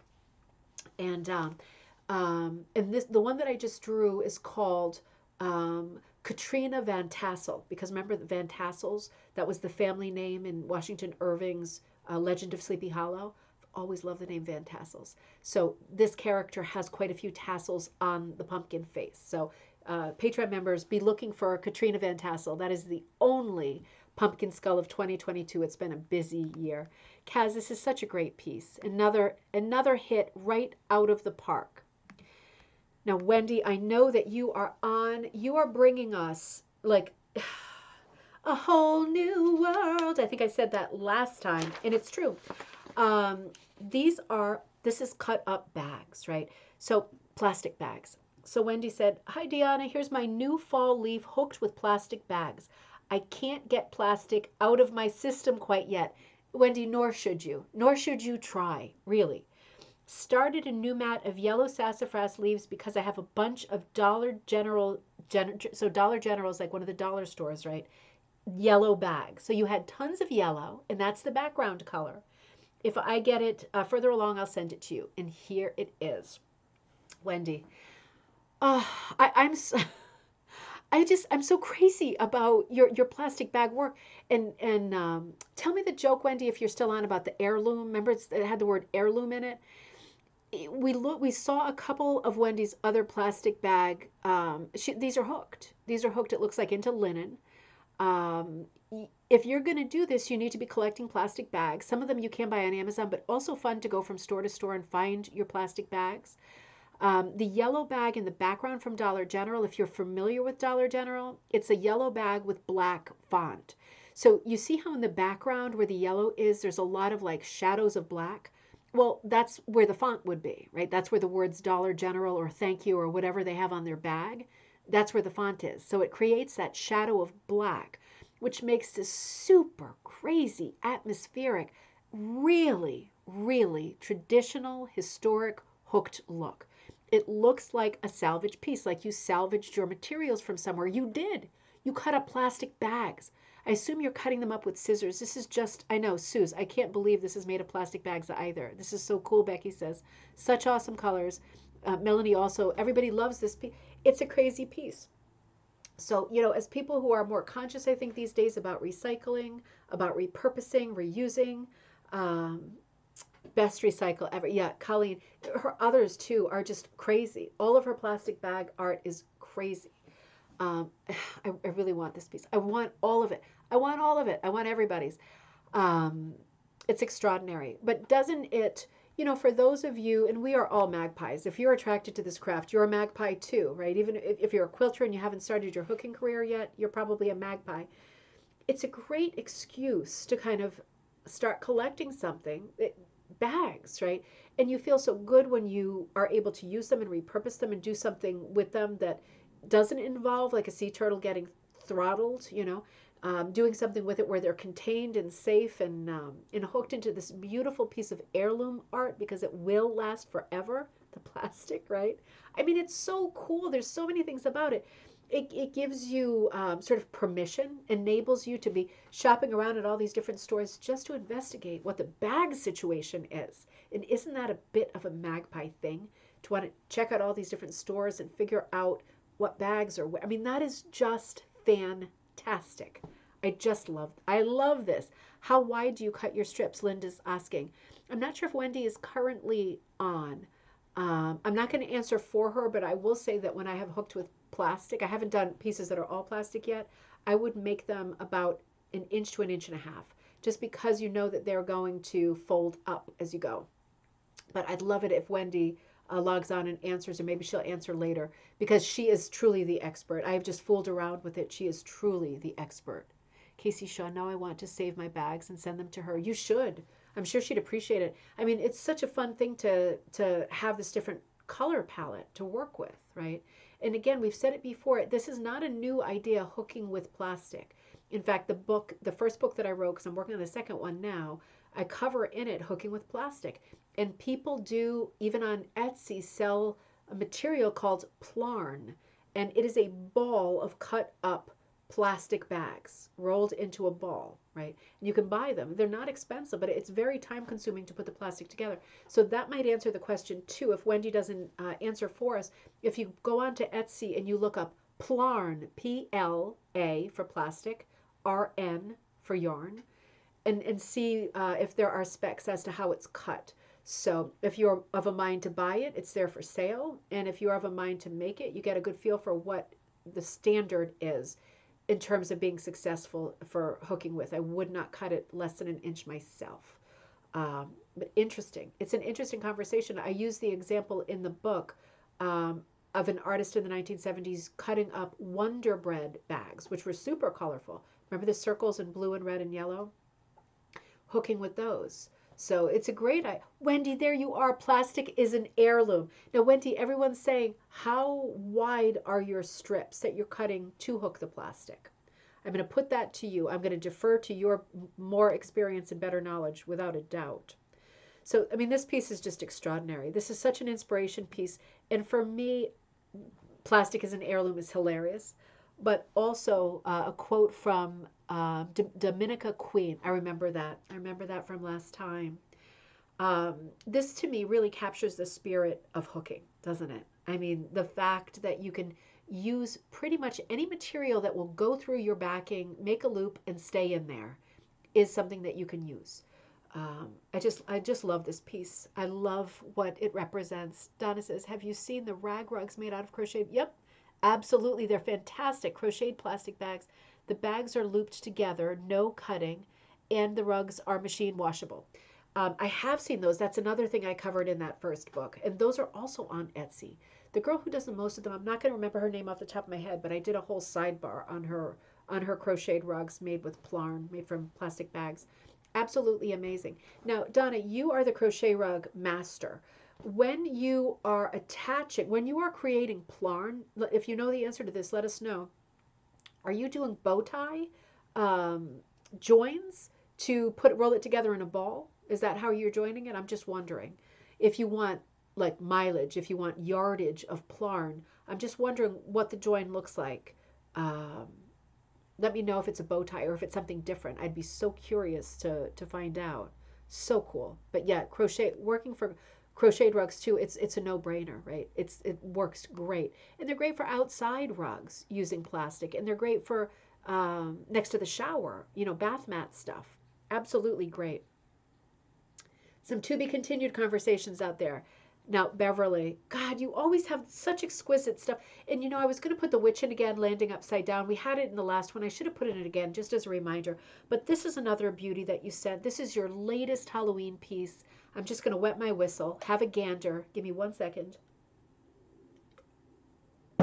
We saw this when you started it, and I absolutely loved it. I just love your compositions. I wouldn't know your work anywhere. I love the division of the different motifs. We've got the sunflower on the top left. It's almost like the end of summer going into autumn. We've got the black cat, a bunch of oak leaves on the scrolling vine. We've got this totem of pumpkins, yellow, the greenish blue pumpkin that has become so popular lately, and the traditional orange pumpkin. We've got a scattering of acorns around the ground, the crow, right, another symbol. And then on the far right, we've got like a bar of almost like a sub border of acorns, different sizes, very formulaic, right? Unlike the scattering underneath, very line driven, really beautiful, beautiful kind of hit or miss border. And I like the two bars, like picture frame bars you put on the sides, right? The far right, far left. I love those kinds of brackets. It gives it substance, it gives it importance. It's a great design motif. It's a beautiful piece. Wendy answered in the meantime, I cut the plastic bags about, oh, you cut them 3/4 of an inch. Interesting. Heavier plastic, you cut narrower. So you are cutting it more narrow than I cut it. I think when I was hooking, I was folding it over. Wendy, do you fold it over or do you just pull it through? Do you try to fold it in half and then pull it through as like a double, or you just let it fly as like 3/4 of an inch, pull it through? Interesting. That is interesting. Cass says, such a fun piece, Beverly. Absolutely. Colleen says, such a playful composition. Great work, Beverly. Absolutely. Wendy, I'm so interested in this 3/4 of an inch. I wasted some plastic. I didn't do much. I just did samples for the book. I didn't do like pieces in plastic. But that's interesting. I wonder if I should have cut it narrower. It would probably come out a lot better. Interesting. I love this idea. I do too. I love this idea too. That's a big to be continued. So that's something we got to get into. Let's get into that right after we hit the holidays. or maybe during. It's just right now is a big ramp up time. But let's go heavy into the plastic bag thing. And by all means, if you like this idea and you're interested, as far out as it sounds, this is about as thrifty as you can get with rug hooking. It is not a silly idea. It is not like a temporary idea. This is a product that you can use and use up, right? And we probably all, from the switch over, if you've had the switch over, we don't have plastic bags in stores here anymore. We haven't for ages. I still do have plastic bags around. But I know people who hook with plastic bags, like the coveted colors, like the mint greens and the rose colors, the pinky rose colors. I know those are coveted colors because they're rare. They're hard to find. The white ones are easy to find. The dark brown ones and the black ones easy to find. But like some, I get a lot of reds. But those pastel colors, that's really something special. Interesting, isn't it? I love everything about this rug, Beverly. You are so prolific. Beverly, you are so prolific. And you know, this rug, I love everything about it. And it brought me down a different rabbit hole because have you all noticed, and I'm sure that you have you all noticed how popular we sometimes call this the greenish blue pumpkin? It really is a blue pumpkin. It sometimes looks like different shades of green or pistachio. Sometimes it looks full blast blue. Lorraine says it would be nice to know the different sizes of all the works are. Oh, interesting. So when you send in future gallery night pieces, if you think of it, write me the size too, so we can include that in the description. That's a great idea, Sherry. The colors were great, right? Now, this blue pumpkin has become very fashionable lately, and you know it's in fashion when Joann's and Michael's start stocking plastic blue pumpkins, right? You know that we're there. So I did a little research on the history of this particular pumpkin because it's not a new pumpkin. So this is what I found, and I found this great website that was called specialtyproduce.com. And it said blue pumpkins botanically classified as cucurbita, like cucumber, cucurbita maxima, are a category of varieties with blue-gray to blue-green tones. There are many different types of blue pumpkins cultivated worldwide, found in varying sizes, shapes, and coloring, and the pumpkins are utilized as ornamental decoration or as a cooking ingredient. Blue pumpkins are native to the Americas and are one of the rarest pumpkin colorings. The pumpkin's blue-gray, sometimes green tone is a natural genetic trait developed through traditional crossbreeding and hybridization techniques. It is important to note that the pumpkins are not genetically modified.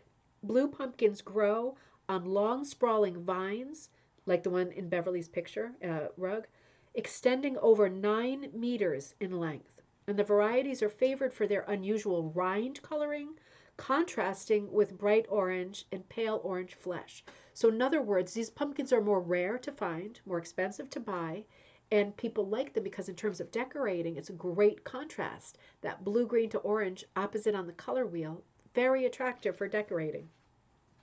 Blue pumpkins have a subtly sweet and vegetal flavor suited for cooked preparations and are used in sweet and savory recipes. Each type of blue pumpkin will vary in texture and taste, but in general, blue pumpkins are popularly roasted or steamed as a side dish, chopped into chunks and cooked with other root vegetables, or baked and drizzled with maple syrup or brown sugar to add flavor. Blue pumpkins are also baked into scones, pies, brownies, cakes, and simmered into a puree for use as a dessert filling, added to pancake batter, quiche, and dips, or caramelized to serve sweet. The dense nature of the blue pumpkin makes them suitable for use in curries, soups, and stews, and the entire pumpkin can be stuffed and cooked as a savory main dish. How festive is that? Blue pumpkins can also be cooked and tossed into pasta, added to salads, stuffed into gnocchi, and ravioli, cooked into risotto, or baked into Bavarian pretzels. Baked into Bavarian pretzels, I wasn't expecting that one. Sounds good though. Beyond the flesh, the blue pumpkin seeds are edible and can be roasted as a crunchy snack. Blue pumpkins pair well with aromatics such as onions, garlic, ginger, shallots, cheeses, including Parmesan, feta, mozzarella, herbs such as thyme, rosemary, parsley, dried fruits, and spices like cinnamon, nutmeg, allspice, or curry powder. Whole unopened blue pumpkins will keep for 3 to 6 months when stored in a cool, dry location. Blue pumpkins are, now this is interesting. I added this part later. Isn't it interesting how, like, this is the blue pumpkin is native to North America, but it's super popular and has been super popular in Australia. I mean, it's just, it made the trip a long time ago and it's like really popular there. So blue pumpkins are a beloved culinary variety throughout Australia. Pumpkin seeds were carried from the Canary Islands with the first wave of colonizers sent from Europe to Australia in 1788. The settlers suffered several years of poor food rations before establishing designated farmland in 1795, allowing various New World vegetables, including pumpkins, to grow. Historically, pumpkins were one of the primary food sources and were valued for their extended storage capabilities, large size, and versatile flavor. I mean, really, if you can go from like a spicy curry to a dessert with maple syrup, that is a full range of flavor, isn't it? It's a great vehicle for flavor.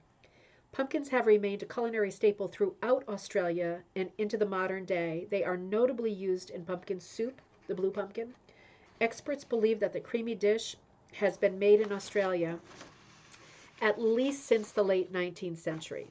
There are many variations of pumpkin soup among different chefs and home cooks throughout the continent, and the soup is served at high-end restaurants, pubs, grocery stores, and prepackaged as a meal. So in Australia, you can go into the grocery store and you can get your blue pumpkin as a prepackaged meal. That's how popular it is. I mean, isn't that interesting? Because we don't have that in this part of the United States anyway. In Connecticut, I don't see blue pumpkin recipes. I don't see blue pumpkins being used as pre-prepped food, right? That you just take home and eat. I mean, that's really, really interesting. Melanie says, is it the flesh? Is the flesh of the blue pumpkin, or just is the oh, interesting. Melanie's asking, is the flesh of the pumpkin blue or just the skin?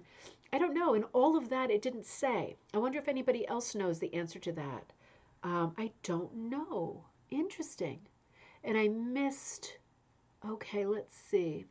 Okay, so Wendy said, going back to the plastic bag, Wendy said you just pull through, no folding. So I was folding for no reason at all. You can just pull it right through like it's any hooking material. That is fantastic. Sherry says the plastic bag rug hooking would look beautiful on my deck. It would, and it would be waterproof and cleanable. I mean, that would be amazing. Janine says, Donna, that's how I connect cotton material when I crochet rugs. Donna said we connect the strips by cutting a small slit in the ends. Okay, so that is the bow tie. I was just looking around to see if I had anything to show you the bow tie join. It's such an easy join to do. I'll do that one of these days. I'll do it live just in case, or you can Google it, the bow tie join. You do that a lot when you're making your own yarn balls, whether you're using t-shirts or plastic. Interesting. That's what I figured it had to be. I don't know of another join that can lay flat in the end. Interesting. But Donna is describing the process of it, so that is handy. Yep, Janine, that's exactly what she's saying. I'm curious too, Melanie, about whether the flesh is the same color, because then that would mean blue soup, wouldn't it? And blue everything. Interesting. Karen says sausage cooked in pumpkin with onion and garlic, salt, and pepper is delicious. I love pumpkin soup. I love stuff with I love pumpkin pasta, like pumpkin ravioli. I've never had the blue pumpkin, but it is more expensive here by far. It is much more expensive. But now I'll be curious to pick one up at a farm stand and see what I can do with it. Take the seeds out of it too, because we're big cookers of seeds in our family. When we carve it, we scoop out all the seeds and put them on a cookie tray, sprinkle them like crazy with celery salt, and they come out really, really tasty. But the blue pumpkin would probably have a different tasting seed. That does sound delicious. I love this blue. Me too, Sherry. I got way into this blue pumpkin thing. And it's just so interesting because I just thought, oh, this must be some kind of weird hybrid that has been created for like sales, right? Like last year. But it's not. It goes back to the 18th century. It goes back to the 1700s. People using them and eating them, and it's like an institution in Australia. Unexpected. And Colleen says the inside of the blue pumpkin looks like a regular pumpkin, sadly. So it's not blue on the inside. It's just the skin that's blue. Gosh, thank you so much. That's good information. Rabbit holes. Tons of rabbit holes. Melanie says, you think Beverly has more hours in the day than you have? I have to agree. Melanie, you are a powerhouse. Force of nature. And you do such exquisite work too. It's like the quality is right up there and you produce so much. Oh, this is what a blue pumpkin looks like. And it's called a Yarra or Jarradale, Jarrahdale. So that's like the common term for it, Jarradale pumpkin. And yeah, I mean, it can come in different shades, but it does certainly look like a different pumpkin, right? Like than our traditional orange or white pumpkin. Beverly, this is also one of your pieces. I'm sorry, I should have put this before all of that pumpkin talk. This is your, oh, I think this is Days of Wine and Roses. I think I recognize this pattern. Beverly, I think you did this for a friend or something, right? I think you were hooking this for a friend last year. So beautiful with the braided border on it, too. I love what you did in the background because a couple of mine that I hooked are three-dimensional and they are on little spindle sticks. Um, and at least one of the ones that I hooked for myself to keep is in a frame. And I was foolish enough to just hook the background. I really like what you did in the background by pulling out that rose motif, that real abstract rose, and putting that in the background too. That makes a lot of sense to me. That really is smart. Interesting. So pretty. And the colors, unexpected. I did all mine in my typical palette, like my, not very, you hooked it for a friend. I thought so. I remember that from last year, and I thought, what a gift that's going to be. You always do unexpected things with colors, like the blue pumpkin. I love this with the black and the yellow and the fuchsia and the red. It has such a different palette. If I were to look at your wools for this, it wouldn't strike me as Halloween, but seeing it hooked into this pattern, it can't be anything but, well, Day of the Dead, right? Day of the Dead. And Kaz is saying, did you use some velvet in this? Is that velvet for the for the border? I see a lot of different materials in that braided border. Quiltessa, great to see you. Great to see you. Welcome back. I'm happy you're there. Yeah, this is really an interesting piece. Is that velvet in the nose? Interesting. Beverly, you do such wonders. You really do. You do such unexpected work. I just love it. I love what you did with the nose too with those lines. I like rainbowed those out. You just kept them as lines. It looks so graphic. It looks like it's glowing from the inside too. It's really, really smart. Really smart. And I think you sent one more. This is the one you just finished. This is the newest one. Another beauty. The silhouette of the witches riding against the moon, that giant, big, full harvest moon. Absolutely beautiful. What a lovely, simple and lovely composition. And I love your checkerboards. I live for your checkerboards. And it's not just any checkerboard. I see this little blaze of purple running through the center of your checkerboard. You cannot overstate the importance of a checkerboard. I mean, don't they cross over into everything? Board games, chess, design, fashion, everything, architecture, everything. There is nothing like a checkerboard. What a cool, Janine, it is. That was a cool pumpkin, wasn't it? Very different. Beverly said the velvet is the gold. Okay, so let's go back and see. Good eye, Kaz. The velvet is the gold for the nose and the vines. Okay, yeah, it definitely looks like velvet in the center. It has that lush, lofty height and pile to it, right? It's big, big fat loops. And that is a good sign that it's velvet. That is so, so, so beautiful. Kaz, you're good. You spotted that right away. It is pretty, Lorraine, isn't it? So pretty. I love the background of this too. That geometric quality that the checkerboard brings to the border is just, for me, priceless. The repetition of the cats at the bottom, so smart. So smart to break the border at the bottom with a different motif. And using a multiple is always going to be a strong motif. I love the repetition of the color. I love the simplicity of the color. And I love how in the background of both the moon itself, with different colors in the background, and the night sky, how we can see exactly what you did in terms of hooking. I love the directional hooking. I know it can be boring to fill backgrounds, but when you handle it like this, it's a lot less boring. It's a lot more exciting. And it shows us your work in progress, which gives it the look of a much older, historic rock, that kind of age, right? It's just a great way to approach. Beverly says the outside braid was, okay, let me come back here. We're getting some insider info here. The outside braid was wool noodles from Pendleton Wool Company. That's interesting. That's a good use because usually, if you're familiar, everybody's familiar with the term Pendleton, but if you've tried to hook with Pendleton wool, As expensive as it is, it's often too thin. It's not full enough for us always. I mean, there are different weights of wool that Pendleton has done, but most often you find the sort of tailoring weight of wool, which is thinner. It's good for braiding, but it's not as good for hooking. So this is a really good use using Pendletons in the border. My mom says, I love the witches and the cats and the perfection of blue-orange combo. Absolutely. Those complementary colors, those opposite colors, they are always going to be so striking. Yeah, that blue line running up the edge too just creates magic. It's just that magic, right? Melanie says, I really like the moon with the lines and the pattern. I do too. I like how the background sky is very geometric. And I like how the moon, the patterning on the moon is much more organic. They are completely different ways of handling fill, like background fill. Filling the moon is completely different than the way that the sky has been filled. And that creates interest. Variety equals interest. Donna says, are the cats flying with the witches? It looks like there's two cats on the backs of the broomsticks, those little ones, and then the ones marching along the bottom. I guess those are the guardians of the ground, and then there's the ones that are flying high up in the sky. Room on the broom. And Beverly says, Pendleton Wool sells boxes of wool noodles in different weights. You have got to be joking. Pendleton Wool sells boxes of wool noodles in different weights. Did you all get that? That's a good one to file. Maybe write that one down on a Post-it note next to you. That's worth writing down, right? Now, getting the sniffles here. Karen Garby. I needed to break up my large rug hooking project with a quick one. You are another very prolific worker. It is astonishing.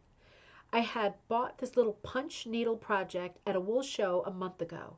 It's 6 inches by 5.5 inches, and it's called Pumpkin Hallow, Hallo, Llow, designed by Sean Williams.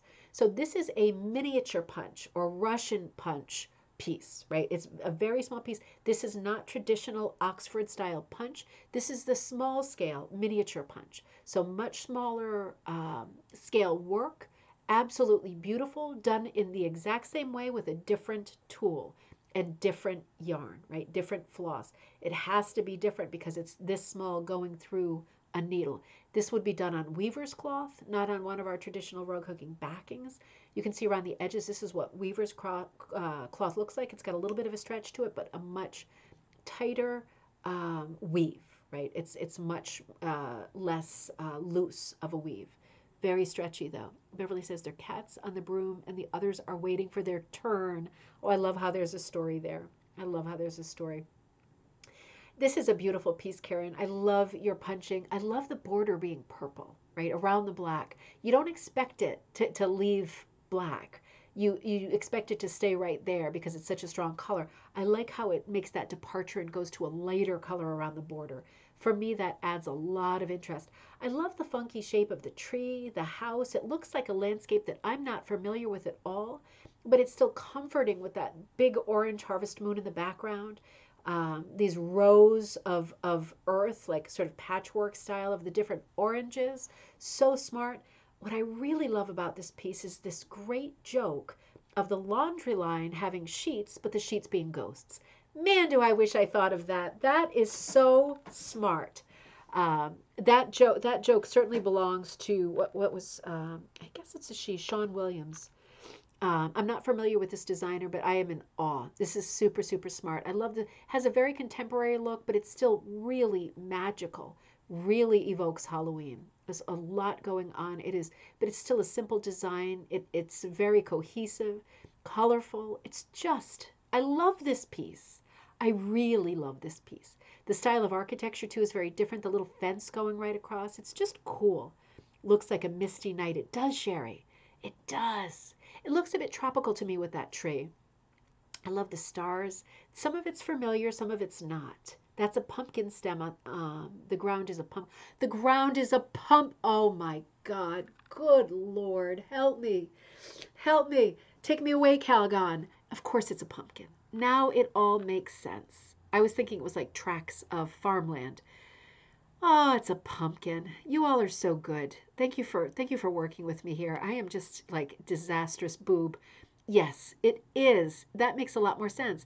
That would explain the strange shape of the tree. It is a pumpkin leaf with the vines coming. I mean, that makes a lot of sense. That is, I love it even more now. Sean Williams is a genius. This is a genius piece. And it's so cute. There's like an added joke in it now because it's like such a small piece. It's like the world, the little village world on top of the pumpkin. That is so cute. I didn't get that at all. Man, I love it. I love it, Karen. That is a great piece, and it must have been a great break from your bigger pieces because you're another one who is just constantly, constantly at work. It's nice to take a little bit of a break to do something smaller like this. And it's so familiar, you know, using, oh, wait a minute, let me stay here. I'm going to come right there in a second. It's, you know, if you already do punch, then making that transition to Russian punch, miniature punch, is going to be a very easy transition for you. You just need the different backing and you need different materials, you know, your ultra punch or your pretty punch or whatever kind of punch you like to use. And then you've got to figure out what the channel of that punch can accommodate because it's going to be small. It's not going to accommodate yarn. And many of the miniature punches can't even accommodate like DMC floss unless you cut it and pull some strands away. So some of the punch needles will only take like one strand or two strands, three strands, but some of them will not take any more than that. So that's something to look at when you buy your punch is how many strands will it accommodate if you already have materials in mind that you would like to use. And if you have it in your head, I really want to use DMC, it's affordable, I don't want to go with the Valdani, I don't want to make that step until I know that I like miniature punch, then you want to be sure that you get one of the larger varieties of punch needle that can accommodate a floss like DMC that has multi strands, right? Many strands. It's a great craft to get into, though. It's a lot of fun. Now, speaking of a lot of fun, Jessie and Mail, I think it's Mail, Mehl. Beautiful, beautiful piece you said. I am so in love with this. You wrote, finished my blustery day. It's one of Kelly Smith's designs. Kelly Smith is another buddy who has such great designs. Kelli Smith is one of Kelly Smith's designs that I adapted a bit to accommodate a few hooking errors. Ooh, pretty satisfied overall, but I'm going back to make a few tweaks. Oh no, it's so good the way that it is. What could you possibly tweak, Jessie? This is I love this piece. I remember when Kelly was working on this, I loved this piece. So much humor in so many of these works. It's just, I'm just so in awe. There's so much going on here. Blustery day. This is a great story rug. The little crow is wearing his scarf. Jessie, I love the colors of this stripy scarf. This is a great joke, having him dressed up like this. It reminds me of Winnie the Pooh, the blustery day, remember? Little piglet was flying away with all the leaves. It's that kind of an atmosphere. One of these windy autumn days, whipping winds. You can see it in the sky. You can see the movement of the leaves. It's a great story rug. The crow is maybe sheltering a little bit against this pumpkin. Beautiful colors in the ground. I can see you did a lot of directional hooking in the ground. I think it came out great. I think it adds to the texture. It looks like the grasses are really moving. They look like they're combed, really moving with the wind. All of those little vines, those are hard to hook. You did a great job. Those are not easy to hook at all.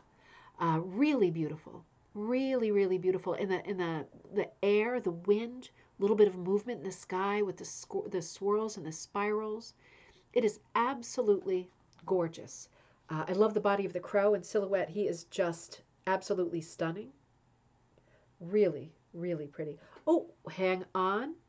Not that I'm looking at my phone during the show, but it just buzzed. And Beverly, it's you. You sent me a link for woolenmill.store /mill ends. So that's where you get the mill ends. These are different colors and weights. They run about 6 feet long, perfect for braiding, and are $1 a pound. Are you kidding me? Did you mean to say $1 a pound? So this is the link, right? And that is great information. You see that there? The mill ends. Interesting. Thank you. That is amazing. I might grab some of those just to see. I mean, you did beautiful braiding with them. I wonder if they're hookable at all. What do you think? How hookable are they? I'm just wondering because sometimes when you hook with wool that's a little bit of a lighter weight that's meant to be still 100% wool, but sometimes it's a nightmare. It's just too thin. It's not full enough, you know. Sometimes that can be problematic. You get very limp loops. Try saying that 10 times. Interesting. Yep, $1. That's crazy. Oh, Stephanie, good to see you. Ultra Punch comes with 3 needles, small, medium, and large, for up to 6-strand DMC floss. There you go. I have an Ultra Punch, but I've never used it. I always like my Pretty Punch. I haven't used the Ultra Punch, so it might be that it's 100 times better, but I am like old dog with stuff like this. There are some hookable, but some are too heavy. That's the thing, isn't it? And sometimes we talk about that too with our blanket wools and things like that, right? The really thick ones. We were talking about that with the, I already forgot the stripe blankets we were talking about on a past episode with the 3 stripes on them, right? Our Canadian friends solved that mystery for us. But with those thicker ones, we were saying, well, you know, if you get it and you can't use them for hooking, Beverly used them for braiding the border. That was a good use of them because they're already cut, aren't they? But if it's not cut and you do get the thicker stuff, you can always use it for penny rugs and blankets and things like that. They make perfect quillies. That's a great idea. That's a great idea. Remember at the beginning, Linda's rugs with the skulls, how she had quillies in the eyes in the center of the flowers? These things, for that money, would make amazing quillies. If you just sat for a day, beached on the couch, I see Hallmark movies in my future here, just sitting there making quillies out of these things at that price, and you just put together like a candy jar full of quillies to use for whenever, some future date, that would be a good use of time. Because we don't always feel like making, we don't always feel like designing, we don't always feel like finishing or cutting or dyeing. Sometimes you feel like something different. You should never work against yourself. If you feel like making quillies, then that would be a great use of time because you know sooner or later you'll use them, right? Sherry says, no tweaking needed to Blustery Day. I agree with you. I completely agree with you. I think Jessie should leave it just as it is. I'm curious about the parts that you're thinking of tweaking because I feel like it's absolutely at its most perfect form at this moment. I wouldn't make any tweaks. The crow is my favorite with the scarf blow, and me too. Me too. And the colors of the scarf are my favorite.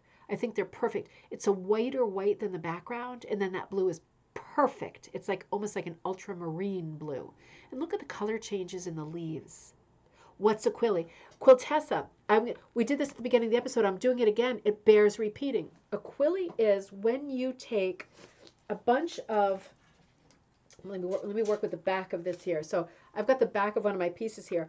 Your wool noodles like this, right? I'm just going to do a quick little demonstration. And you put them together. You lay them on top of each other. The already cut noodles. They don't have to be exactly the same length, right? Or width, rather, or length. You put them on top of each other, however many you want, and then you roll them like a little cinnamon bun like this into a little spiral. And it looks like a little lollipop or a little peppermint candy, right? It looks like, I'm pinching it so it doesn't fall, but it looks like that, right? And depending on what colors you use, you can get great contrast. And then you take a little sewing needle and you go right through and make sure it's knotted on both ends because, of course, it wants to unravel itself. You just tack it with one stitch right through. They can be big, they can be small, they can be thick, they can be thin, they can be made of two strands, they can be made of one strand, they can be made of many strands. But it's a great thing. It becomes like a little medallion, like a little circle coin, right? And you can then sew it onto your backing and hook around it, right? So it becomes like an applique that you apply in quilting terms, you know that. You apply it right to your backing and you hook around it and fill it around it, and it really helps hold it in place, but it's already stitched to your backing. It's a great thing to use for centers of flowers. At the beginning of the episode, one of the skulls, the eyes had quillies for the eyeballs. It's a great thing to be able to use, and it is one of these older techniques, one of these historic techniques. People used to make quilly rugs, which are also called standing rugs, much thicker from leftover bits and pieces or selvages. And a quilly, it doesn't have to be in a rug hooked composition. You could have a bunch of discs of quilly. If you picture like little rattan type, little woven wickery type coasters, if you picture a bunch of those together, just tacked together where they meet, all the circles, then it's open in between, right? Very filigree and almost architectural, open in between. A bunch of quillies just hanging out. Now, you wouldn't want to balance a cocktail glass on that, right? Because if there's holes in it, but putting it up on the wall or putting it down as a runner with a bowl or something on it is a great thing. It's another great technique, another great thing for your bag of tricks. Quilly is so much fun. So this is, Jesse, this is a beautiful piece. Congratulations on a beautiful piece. Leslie Ann, I pulled this off of the our page, Facebook and Facebook Rug Hooking and Punch Needle Club. I pulled this off this afternoon because I was finished putting the show together and I couldn't stand it that one of your pieces popped up and it was a Halloweeny piece and it wasn't in the show. I felt bad and I had to grab it. So this is one of the sugar skulls. I think this is, oh, I think this is also Kiss of the Spider Woman with the jangly teeth and the spiderweb cheeks, the upside down nose, the heart nose to add to your work. Absolutely. The quillies are great to add to any piece of work. You know, and you sometimes use them as a border or something like that. I mean, they look like little cross sections of candy or little pastries. They're super fun. This is a piece that Leslie's been working on that she is punching. And you can see she's going great guns on it. She's doing great. Color wise, I kidded this one. And hopefully, Leslie, you like the colors. I love the colors, kind of these candy colors, but still a lot of Halloween influence with the oranges and the blacks and everything. But I absolutely love this. You are doing a great job punching it. Great project, great traction. This is looking absolutely beautiful. Super lines, lots of atmosphere, lots of character. You're killing it. This looks great. And one last rug for tonight. Joanne Ripley, this is another Crazy Times, absolutely beautiful rug. You wrote, I made this for my son and his family whose favorite holiday is Halloween. I was planning to make them something Christmas related, but it turned into this. I kept it bright and floral so my 1-year-old granddaughter would enjoy it as well. The rug is approximately 24 by 18, made of wool yarn on burlap, and this is my own design. Thanks for all your inspiration. Many of my rugs have been influenced by your topics you touched on during coffee time, including this one. Oh, that makes me feel really happy. Always makes me feel really happy that, I when someone says something like that, that I took the time, right? Just knowing that one person is moved and inspired makes me feel like everything is worth it. This is just a beautiful, beautiful piece. This very Day of the Dead inspired, right? Absolutely beautiful. A piece like, oh, I mean, this is so good. It's crazy. The spider webs in the corners, great graphic. The spiders coming down. The exaggerated shape of the skull, I really like. It reminds me almost of like Commedia dell'arte, like the Italian comedy of art, like the players, like the stage players. Really, really graphic. Really funny. A bit of a clown effect to the face, like that weird sneer smile, and then the stars around the eyes. Really creepy and beautiful. Scattering of flowers around the bottom makes me wonder if each flower signifies like a family member who's passed. You could do a lot with symbolism here. This is a great design. I'm so jealous. You are an amazing designer, Joanne. This is incredible. I love the way we come up from the chin and we go right to the stem of the flowers that become like the eye surrounds, like the eye socket surrounds the blue. I love how those stems go down and meet the line of the jaw. That makes so much design sense. It's crazy. I love seeing that little shadow in the corners of the cheeks, kind of like the center of a black flower with sort of gray rays coming off of it or petals. It has a bit of a playing card feel too with the use of the hearts and the scrolls. It has like musical associations, playing card associations, flower associations. It's got so much going on in this piece. It is so streamlined and simple and graphic. It is perfection. Black border around the edge contains it, helps to marry those cobwebs right into those corners. I love the shape of your spiders coming down. They are really, really good. Looks like a black widow kind of a shape, very threatening shape.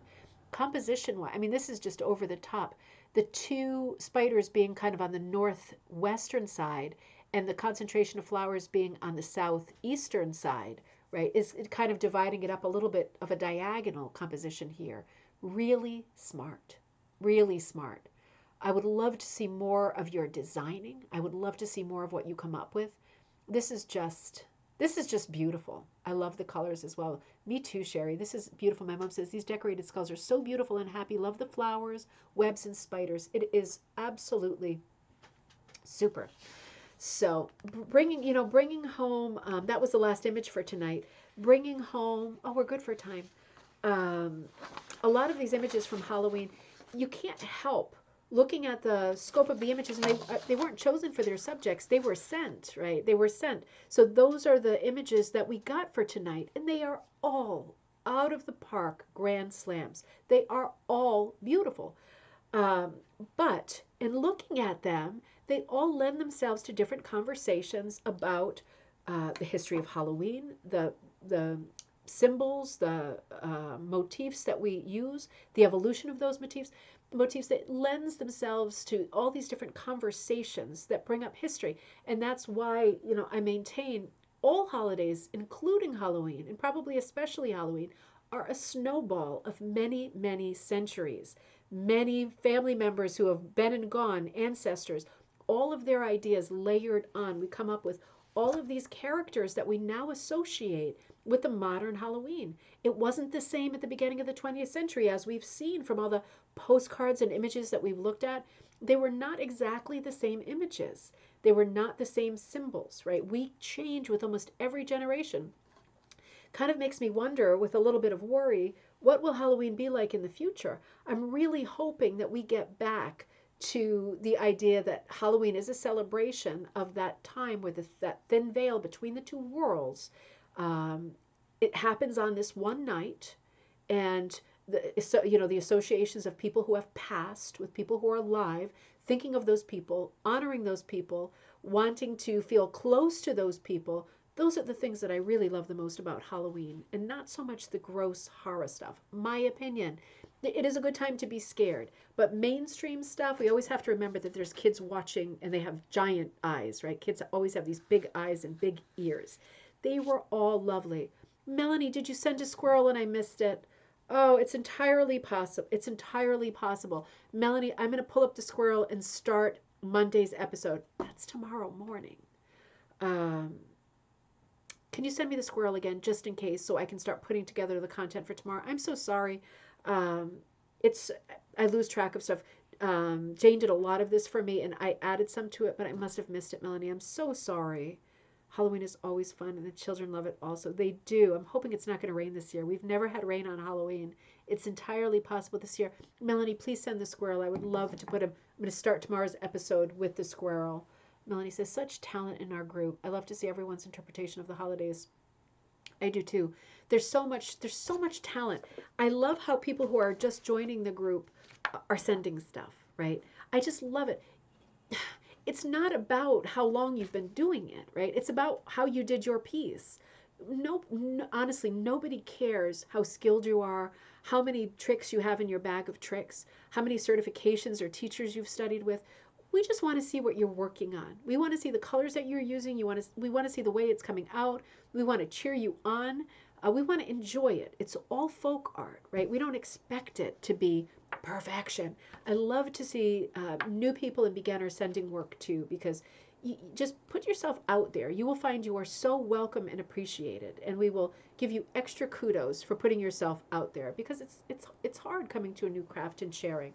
But I never say anything negative about people's work. I always pull out the best parts of everybody's piece. There are always so many best parts to pull from. There's no reason to pick on any part of anybody's work, right? And I'm not teaching. I'm having a show tonight, right? When I teach, it's a little bit different, although I'm never mean, ever. Always raining here in Scotland.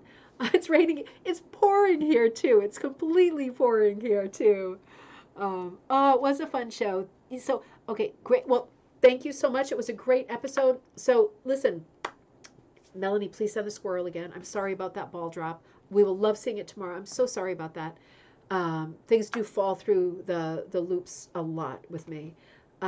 Tomorrow we will be doing coffee time at our usual time, noon Eastern Standard Time. And I will be running the episode that's partly fine art, partly quilts, quiltessa. The G's Ben quilts, right, exhibit was at the Currier Museum in New Hampshire. I'm going to walk you through the art that we saw there and the current exhibits that are there. So that's going to be more of an artsy, inspirational episode. And then I'm just going to pull up my calendar really quick. coming up this week, we have our fairy tales class. So talk about Cinderella and the pumpkin, right? That's one of the conversations that we will develop during our designing like the fairy tale storybook. There is a class on Wednesday and a class on Sunday. They are independent classes. You can log on Wednesday or you can log on Sunday, or a lot of people buy the class and watch it later. You get all the same materials and you'll get both recordings of the class, just in case one is significantly different than another. So that's coming up this coming Wednesday and Sunday. Make sure you're looking for that.